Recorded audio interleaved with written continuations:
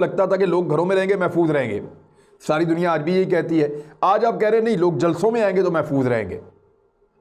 महंगाई कल भी इतनी थी, हालात कल भी इतने बुरे थे। डॉलर कल जो है वो 166 का था, आज 158 का है, 8 रुपए कम हो गया है। पेट्रोल की कीमत तब भी ज़्यादा थी, आज कुछ कम होकर थोड़ी सी फिर ज़्यादा हुई, लेकिन उससे कम ही है। यानी महंगाई, गुर्बत, बेरोज़गारी, ये सारी चीज़ें ऐसे ही चल रही थी। उस वक्त आप लोगों को घरों में बंद कर रहे थे, आज आप लोगों को घरों से निकाल रहे हैं। इसका मतलब है आपको लोगों से कुछ लेना देना नहीं है, आपका लेना देना आपकी ज़ाती पॉलिटिक्स से है। आपके स्टेज के ऊपर जो लोग मौजूद होते हैं वो तो सारे के सारे महफूज हैं, वो तो सोशल डिस्टेंस रखे हुए हैं। स्टेज के ऊपर मौजूद लोगों ने मास्क भी पहने हुए हैं और सबको स्टेज के ऊपर आने भी नहीं दे रहे। लीडर्स अपना बहुत ज़्यादा ख्याल रख रहे हैं, अपने मुंह को हाथ नहीं लगा रहे, अपने नाक को हाथ नहीं लगा रहे, हाथ धो रहे हैं, सैनिटाइज कर रहे हैं, बहुत ख्याल कर रहे हैं लीडर्स। आपके स्टेज के ऊपर बैठे हुए लोग तो महफूज रह सकते हैं, लेकिन जो लोग सामने ग्राउंड में बैठे हुए हैं हज़ारों की तादाद में या बकौल आपके लाखों की तादाद में, वो कैसे एक दूसरे से महफूज रह सकते हैं? अगर वहाँ एक आदमी को कोरोना वायरस है और वो खांस रहा है, या एक आदमी के बाद ये वायरस है और वो छू रहा है लोगों को, या कोई चीज़ है जो लोग खा रहे हैं उसको हाथ लगा रहा है, तो वो तो लगातार मल्टीप्लाई करता जा रहा है। 1 से 2 को लगेगा, वो 2 आगे 4 को लगाएंगे, वो 4 आगे 8, ये ऐसे मल्टीप्लाई होगा। तो इस तरह ये खतरा जो है ये बढ़ता चला जाएगा। लेकिन अपोजिशन को लगता है इससे कोई सरोकार नहीं है। एक अजीबोगरीब सूरत हाल पैदा हो गई है इस वक्त पाकिस्तान में। अब आ रहे हैं मुतालबात की तरफ। जो कल मुतालबात डिस्कस हुए, मैं आपको अंदर की बात बता देता हूँ। 3 बड़े अहम मुतालबात हैं जिन पे आज हम बात करेंगे। ये PDM जो नया चार्टर ऑफ पाकिस्तान बनाने जा रही है उसमें 3 अहम तरीन मुतालबात हैं। एक दस्तूर और पार्लिमान की जो बालादस्ती के बारे में ये कह रहे हैं, और सिविल सुपरमेसी का नफाज। यानी पाकिस्तान के अंदर जो एक आम आदमी है, जो सिविलियन सेक्टर है, वो फ़ौज से ज़्यादा बेहतर और उसकी सुपरमेसी होनी चाहिए। बहुत अच्छी बात है, बिल्कुल होनी चाहिए, मैं इसके हक़ में हूँ। दूसरा एक अहम नुक्ता, दिफाई इदारों की सिविल मामलात से दस्तबरदारी, बैरकों में और सरहदों पर वापसी।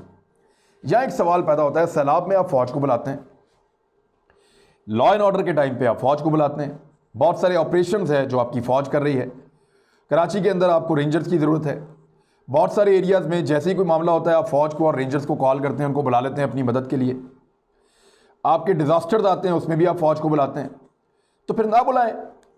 सारे सिविलियन सुपरमेसी तो तभी होगी जब सिविल्स अपने आप को साबित करेंगे कि वो सुपर हैं, वो ज़्यादा बेहतर काम कर सकते हैं। लेकिन अनफॉर्चुनेटली ऐसा हो नहीं रहा।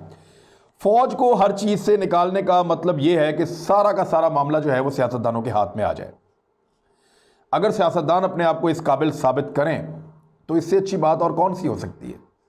ये खुद इन सारी चीज़ों को संभालें, करप्शन ना करें, इसमें बेईमानी ना करें, इसमें दो नंबरी ना करें, फ़ौज से सारा कुछ ले, फ़ौज वापस जाए और अपनी असल ड्यूटी करे। इससे अच्छी बात और कौन सी हो सकती है। अब ये दोनों जो मुतालबात पहले किए हैं, इसके बाद एक मुतालबा और आता है जो बड़ा अजीब है। वो कह रहे हैं कि 25 जुलाई के जो इंतखाबात हुए हैं 2018 में, वो इंजीनियर्ड हैं, कंट्रोल्ड हैं, उनको कलअदम करार दिया जाए, मुदाखलत के बगैर नए इंतखाबात कराए जाएं, यानी फौजी मुदाखलत ना हो, और इत्तफाक़े राय से नई हुकूमत बना दी जाए। जो जिसको नई जो हुकूमत बनती है इंटर्म पीरियड के लिए, या जिसको हम कहते हैं कि निगरान हुकूमत, वो इत्तफाक़े राय से एक नई निगरान हुकूमत बनाई जाए। अब आ जाएं आप इस बात की तरफ कि नई निगरान हुकूमत बनाएंगे तो दोबारा इंतखाबात होंगे। जब दोबारा इंतखाबात होंगे तो उसी निज़ाम के तहत होंगे जो पहले से मौजूद है, तो फिर उसमें धांधली हो जाएगी। तो क्यों नहीं अभी आप अपोजिशन और हुकूमत मिलकर एक ऐसा नया निज़ाम ले आते जिसके अंदर धांधली का कोई शुबा मौजूद ना हो। कानून के अंदर तरमीम करें, आइन के अंदर तरमीम करें, बेहतर इंतखाबी निज़ाम लेकर आए और उसके साथ आप इलेक्शन लड़ें। चाहे हुकूमत पूरी मुद्दत करे, चाहे ना करे, लेकिन जो इलेक्शन के लिए, इंतखाबात के लिए जो इस्लाहात होनी है वो तो आप पहले कर लें। उसके बगैर तो फिर आप 10 दफ़ा हुकूमत गिराएं, 10 दफ़ा बनाएं, 10 दफ़ा धांधली का इल्ज़ाम लगेगा। नंबर 1। नंबर 2, उन्होंने कहा कि मुदाखलत के बगैर नए इंतखाबात करवाए जाएं। बिल्कुल दुरुस्त मुतालबा है। मुदाखलत तो ख़त्म करनी है, लेकिन इस्लाहात लानी पड़ेंगी आपको उसके लिए। वो इस्लाहात कहाँ पे हैं? इलेक्शन कमीशन को अगर मजबूत करना है तो इस्लाहात कहाँ पे हैं? उनके ऊपर आपको काम करना पड़ेगा ताकि फिर आपको किसी की मुदाखलत की ज़रूरत ना पड़े। अच्छा, इंतखाबात कलअदम करार दे दिए जाएं, ये मुतालबा किससे कर रहे हैं? यानी मरीम नवाज ने कहा था हुकूमत गिरा दें, फिर फ़ौज से बात हो सकती है, फिर उन्होंने कहा था फ़ौज से राब्ते भी हैं। एक तरफ कहते हैं फ़ौज से राब्ता नहीं करना चाहते, साथ ये भी कहते हैं कि फ़ौज का कोई काम नहीं है कि मुंतखब हुकूमत को या किसी भी हुकूमत को अपने घर भेजे। फ़ौज का कोई काम नहीं है हुकूमतों को घर भेजने का, फ़ौज का कोई काम नहीं है कि वो मुज़ाकरात करे, ये खुद कहते हैं। दूसरी जाने मुज़ाकरात भी करते हैं और मुतालबा भी करते हैं कि हुकूमत को घर भेजो, फिर आपसे बात करेंगे। यानी ये एक दोगली पॉलिसी है। इससे समझ सिर्फ इतना आ रहा है कि इस वक्त इमरान खान की हुकूमत को हर हाल में हटा दिया जाए, इस हुकूमत को हटाकर एक निगरान हुकूमत लेकर आई जाए और पुराने निज़ाम के तहत एक इंतखाब करवाया जाए और उसमें फ़ौज को बाहर रख के जितनी हो सके धांधली की जाए और फिर वो पार्टियां दोबारा बरसरे इक़्तिदार आ जाएं जो पहले बड़े लंबे अरसे से इक़्तिदार में रही हैं, चाहे उनको मिलकर हुकूमत बनानी पड़े। ये इस वक्त क्यों किया जा रहा है? देखिए, जिन इंतखाबी इस्लाहात की बात इमरान खान कर रहा है उसकी मौजूदगी में जो रवायती पुरानी पॉलिटिकल पार्टीज़ हैं उनके लिए इक़्तिदार में आना नामुमकिन हो जाएगा मुस्तकबिल में। ये जो मौरूसी सियासत है उसका दरवाज़ा भी बंद हो जाएगा।